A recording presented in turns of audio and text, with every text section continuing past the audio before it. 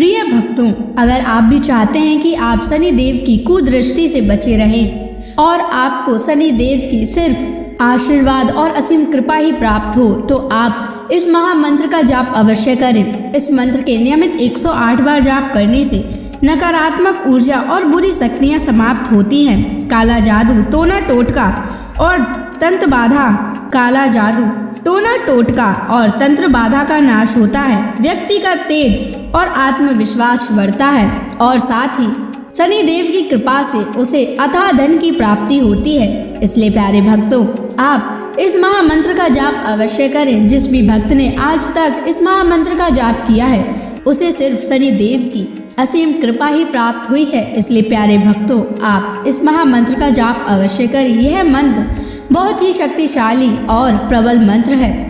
इस मंत्र का प्रभाव तुरंत ही दिखाई देने लगता है और साथ ही आपका जीवन सुखद हो जाएगा। अगर आप शनि देव का आशीर्वाद प्राप्त करना चाहते हैं तो इस वीडियो को लाइक और चैनल को सब्सक्राइब जरूर कर दीजिए और कमेंट बॉक्स में जय शनि महाराज अवश्य लिख दीजिए। तो चलिए भक्तों, मंत्र का जाप करना प्रारंभ करते हैं। ओम ह्रीं सन शनैश्चराय सर्वदोष निवारणाय स्वाहा। ओम ह्रीं सन शनैश्चराय सर्वदोष निवारणाय स्वाहा। ओम ह्रीं सन शनैश्चराय सर्वदोष निवारणाय स्वाहा। ओम ह्रीं सन शनैश्चराय सर्वदोष निवारणाय स्वाहा। ओम ह्रीं सन शनैश्चराय सर्वदोष निवारणाय स्वाहा। ओम ह्रीं सन शनैश्चराय सर्वदोष निवारणाय स्वाहा। ओम ह्रीं सन शनैश्चराय सर्वदोष निवारणाय स्वाहा। ओम ह्रीं सन शनैश्चराय सर्वदोष निवारणाय स्वाहा।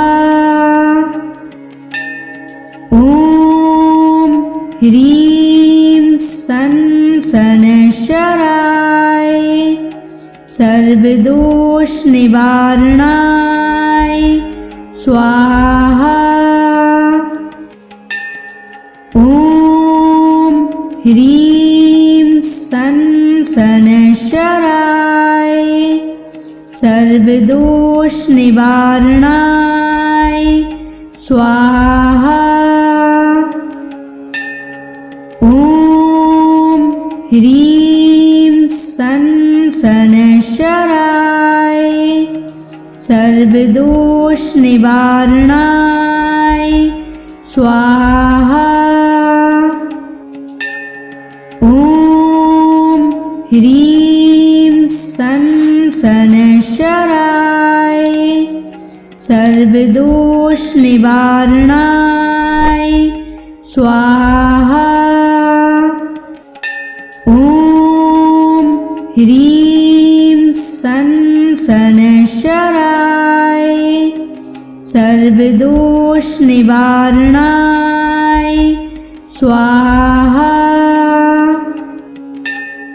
ओम ह्रीं सन शनैश्चराय सर्वदोष निवारणाय स्वाहा। ॐ ह्रीं सन् शनैश्चराय सर्वदोषनिवारणाय स्वाहा। ॐ ह्रीं सन् शनैश्चराय सर्वदोषनिवारणाय स्वाहा।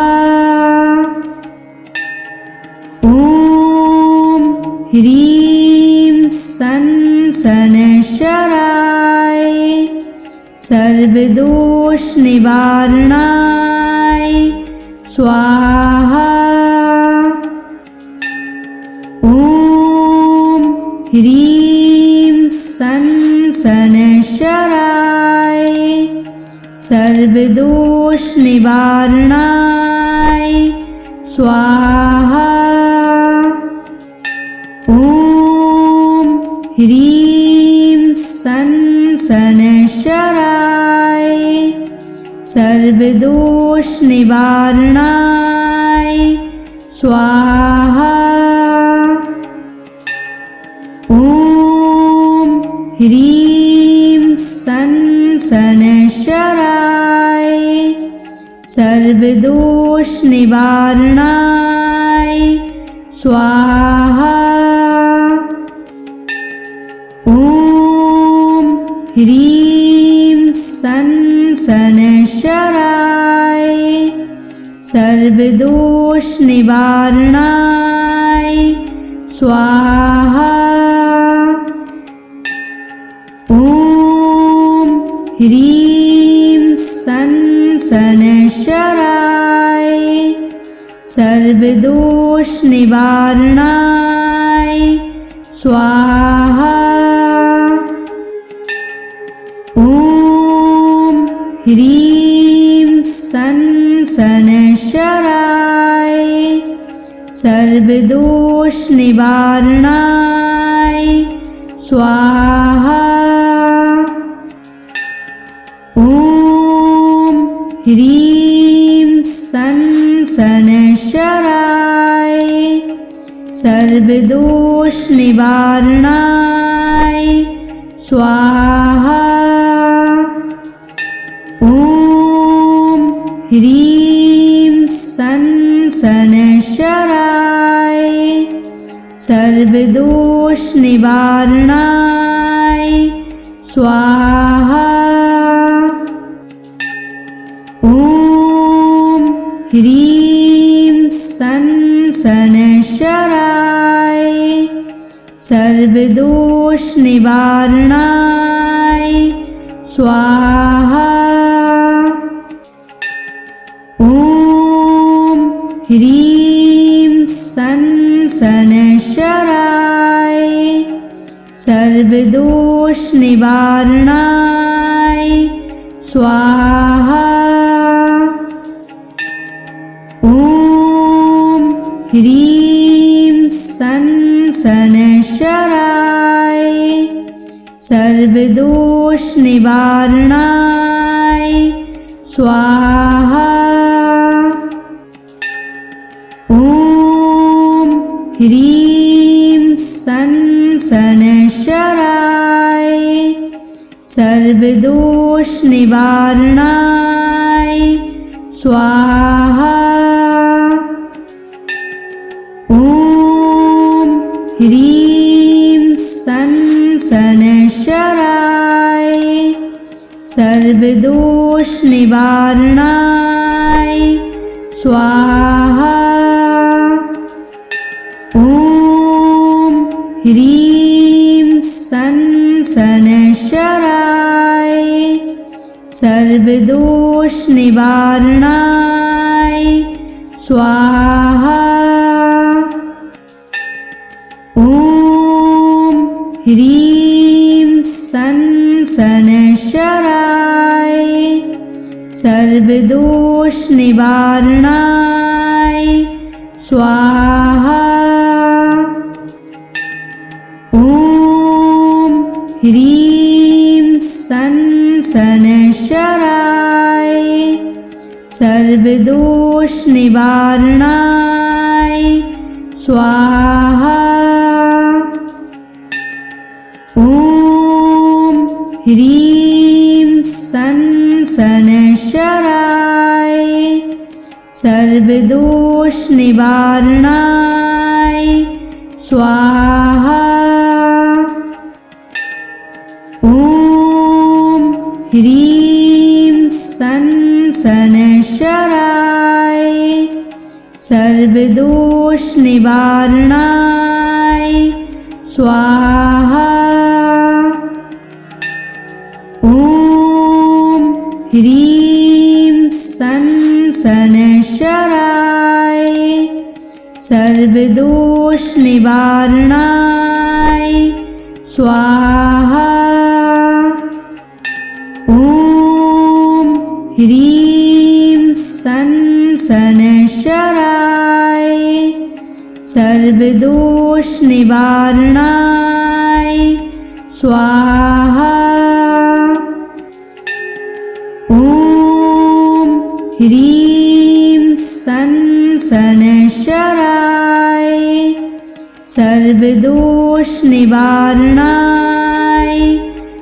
स्वाहा। ॐ ह्रीं सनशराय सर्वदोष निवारणाय स्वाहा। ॐ ह्रीं सनशराय सर्वदोष निवारणाय स्वाहा। ॐ ह्रीं सनशराय सर्वदोष निवारणाय स्वाहा। ॐ ह्रीं सनशराय सर्वदोष निवारणाय स्वाहा। ॐ ह्रीं सनशराय सर्वदोष निवारणाय स्वाहा। ॐ ह्रीं सनशराय सर्वदोष निवारणाय स्वाहा। ॐ ह्रीं सनशराय सर्वदोष निवारणाय स्वाहा। ॐ ह्रीं सनशराय सर्वदोष निवारणाय स्वाहा। ॐ ह्रीं सनशराय सर्वदोष निवारणाय स्वाहा। ॐ ह्रीं सनशराय सर्वदोष निवारणाय स्वाहा। ॐ ह्रीं सनशराय सर्वदोष निवारणाय स्वाहा। ॐ ह्रीं सनशराय सर्वदोष निवारणाय स्वाहा। ॐ ह्रीं सनशराय सर्वदोष निवारणाय स्वाहा। ह्रीं सन शनैश्चराय सर्वदोष निवारणाय स्वाहा। ॐ ह्रीं सन शनैश्चराय सर्वदोष निवारणाय स्वाहा। ॐ ह्रीं सन शनैश्चराय सर्वदोष निवारणाय स्वाहा। ॐ ह्रीं सन शनैश्चराय सर्वदोष निवारणाय स्वाहा। ॐ ह्रीं सन शनैश्चराय सर्वदोष निवारणाय स्वाहा। ॐ ह्रीं सन शनैश्चराय सर्वदोष निवारणाय स्वाहा। ॐ ह्रीं सन शनैश्चराय सर्वदोष निवारणाय स्वाहा। ॐ ह्रीं सन शनैश्चराय सर्वदोष निवारणाय स्वाहा। ॐ ह्रीं सन शनैश्चराय सर्वदोष निवारणाय स्वाहा। ॐ ह्रीं सन शनैश्चराय सर्वदोष निवारणाय स्वाहा। ॐ ह्रीं सन शनैश्चराय सर्वदोष निवारणाय स्वाहा। ॐ ह्रीं सन शनैश्चराय सर्वदोष निवारणाय स्वाहा। ॐ ह्रीं सन शनैश्चराय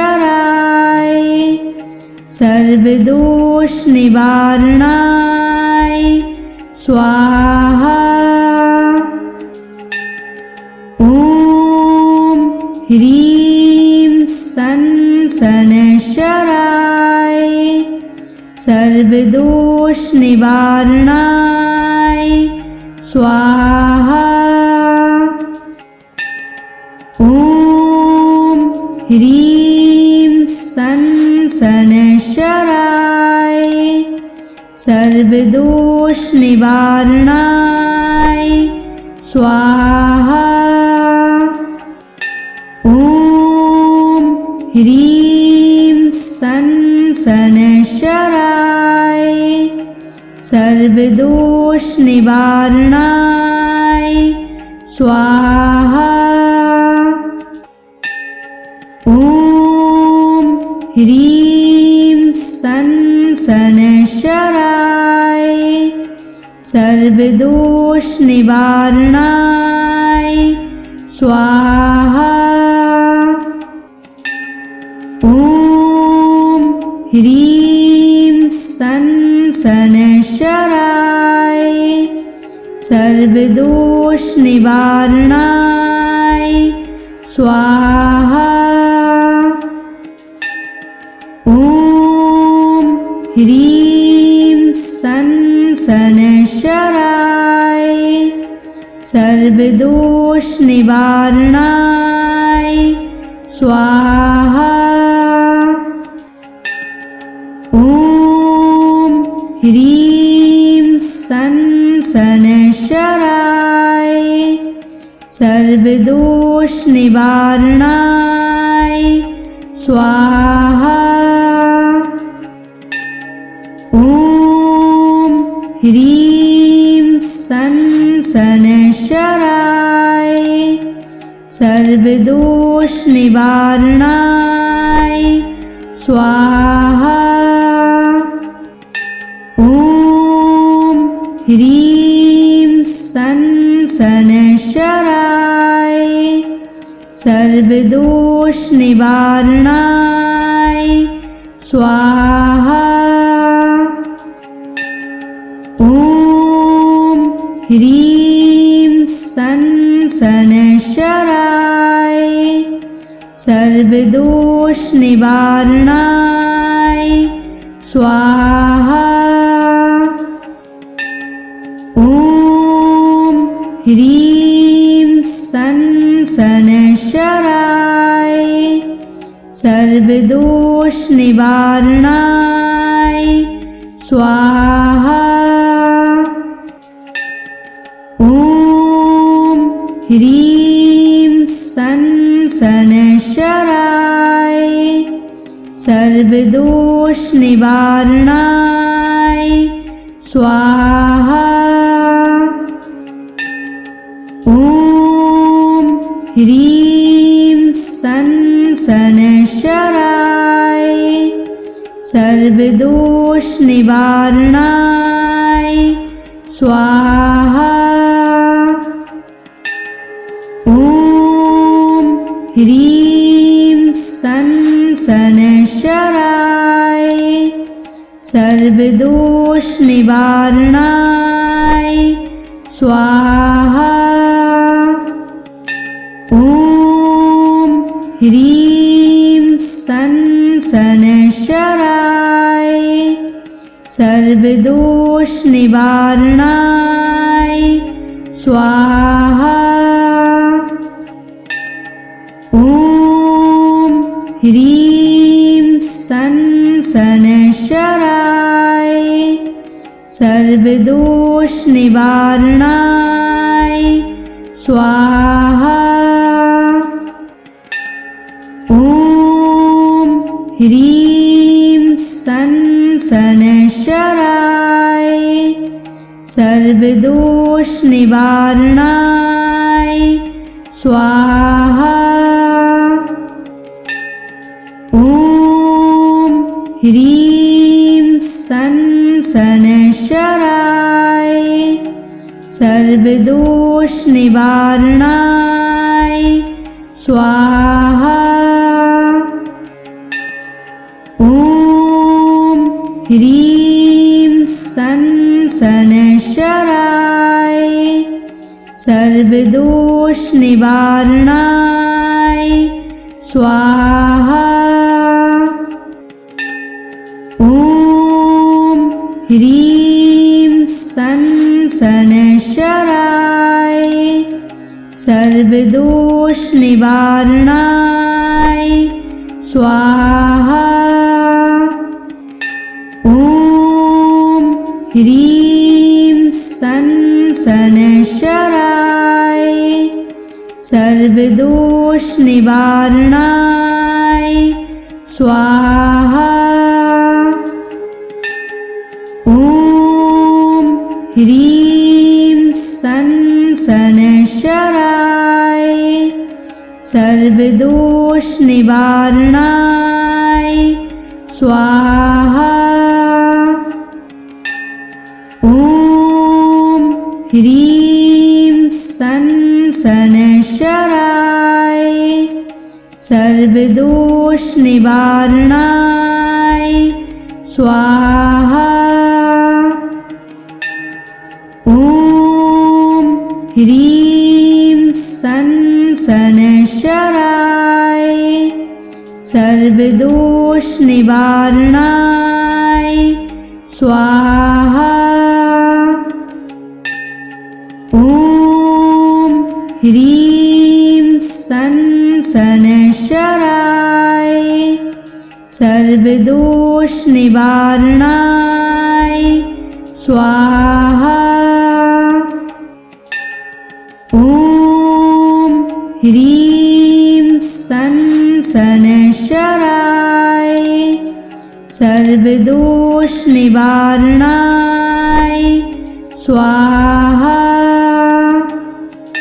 ॐ ह्रीं सं शनैश्चराय सर्वदोष निवारणाय स्वाहा।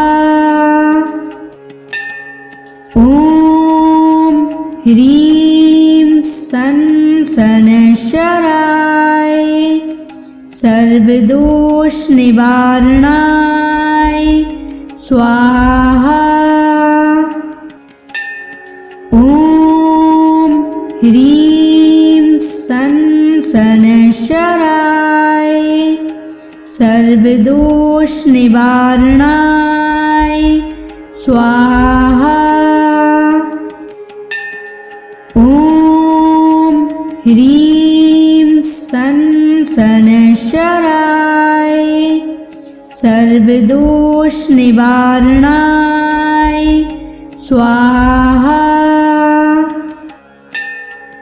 ॐ ह्रीं सं शनैश्चराय सर्वदोष निवारणाय स्वाहा। ॐ ह्रीं सं शनैश्चराय सर्वदोष निवारणाय स्वाहा। ॐ ह्रीं सं शनैश्चराय सर्वदोष निवारणाय स्वाहा। ॐ ह्रीं सं शनैश्चराय सर्वदोष निवारणाय स्वाहा। ॐ ह्रीं सं शनैश्चराय सर्वदोष निवारणाय स्वाहा। ॐ ह्रीं सं शनैश्चराय सर्वदोष निवारणाय स्वाहा। ॐ ह्रीं सं शनैश्चराय सर्वदोष निवारणाय स्वाहा। ॐ ह्रीं सं शनैश्चराय सर्वदोष निवारणाय स्वाहा।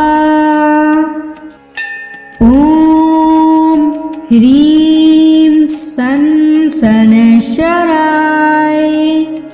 सर्वदोष निवारणाय स्वाहा। ॐ ह्रीं सं शनैश्चराय सर्वदोष निवारणाय स्वाहा। ॐ ह्रीं सं शनैश्चराय सर्वदोष निवारणाय स्वाहा। ॐ ह्रीं सं शनैश्चराय सर्वदोष निवारणाय स्वाहा। ॐ ह्रीं सं शनैश्चराय सर्वदोष निवारणाय स्वाहा। ॐ ह्रीं सन शनैश्चराय सर्वदोष निवारणाय स्वाहा। ॐ ह्रीं सन शनैश्चराय सर्वदोष निवारणाय स्वाहा। ॐ ह्रीं सन शनैश्चराय सर्वदोष निवारणाय स्वाहा। ॐ ह्रीं सन शनैश्चराय सर्वदोष निवारणाय स्वाहा। ॐ ह्रीं सन शनैश्चराय सर्वदोष निवारणाय स्वाहा। ॐ ह्रीं सन शनैश्चराय सर्वदोष निवारणाय स्वाहा। ॐ ह्रीं सन शनैश्चराय सर्वदोष निवारणाय स्वाहा।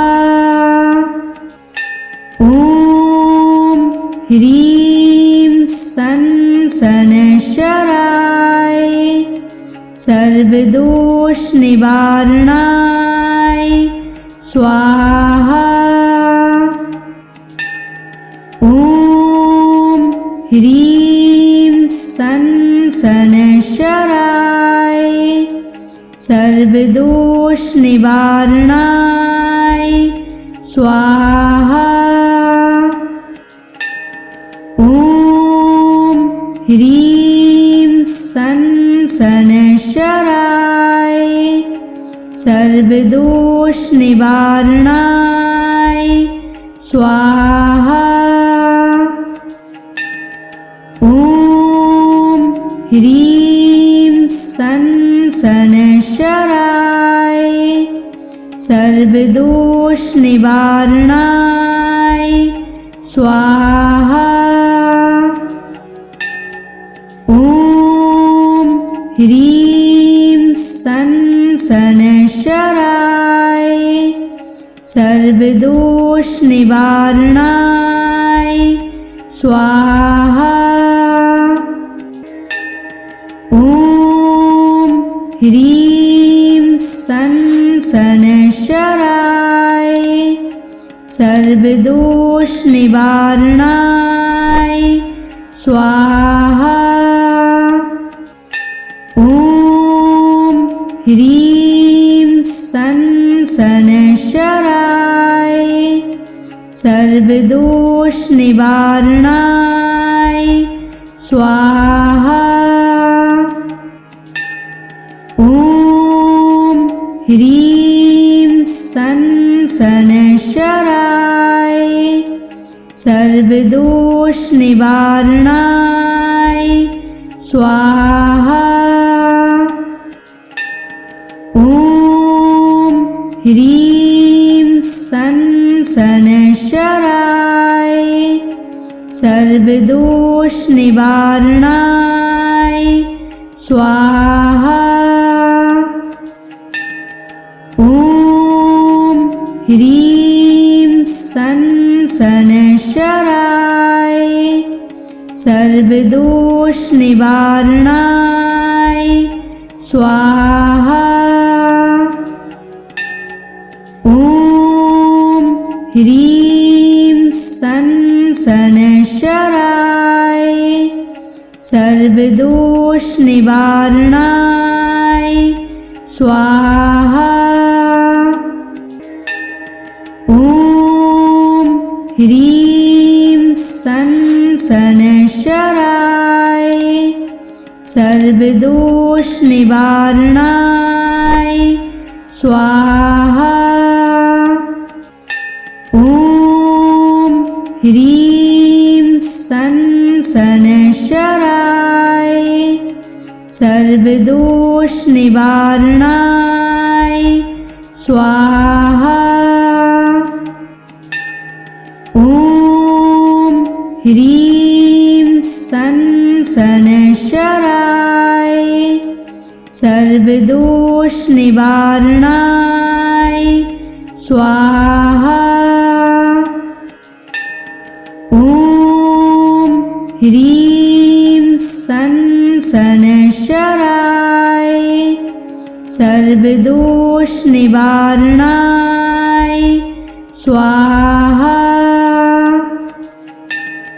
ॐ ह्रीं सन् शनैश्चराय सर्वदोषनिवारणाय स्वाहा।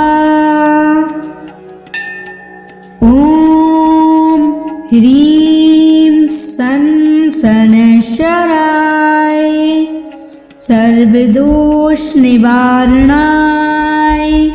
स्वाहा। ॐ ह्रीं सन् शनैश्चराय सर्वदोषनिवारणाय स्वाहा। ॐ ह्रीं सन् शनैश्चराय सर्वदोषनिवारणाय स्वाहा। ॐ ह्रीं सन् शनैश्चराय सर्वदोषनिवारणाय स्वाहा। ॐ ह्रीं सन् शनैश्चराय सर्वदोषनिवारणाय स्वाहा। ॐ ह्रीं सन् शनैश्चराय सर्वदोषनिवारणाय स्वाहा। ॐ ह्रीं सन् शनैश्चराय सर्वदोषनिवारणाय स्वाहा। ॐ ह्रीं सन् शनैश्चराय सर्वदोषनिवारणाय स्वाहा। ॐ ह्रीं सन् शनैश्चराय सर्वदोषनिवारणाय स्वाहा। ॐ ह्रीं सन् शनैश्चराय सर्वदोषनिवारणाय स्वाहा। ॐ ह्रीं सन् शनैश्चराय सर्वदोषनिवारणाय स्वाहा। ॐ ह्रीं सन् शनैश्चराय सर्वदोषनिवारणाय स्वाहा। ॐ ह्रीं सन् शनैश्चराय सर्वदोषनिवारणाय स्वाहा। ॐ ह्रीं सन् शनैश्चराय सर्वदोषनिवारणाय स्वाहा।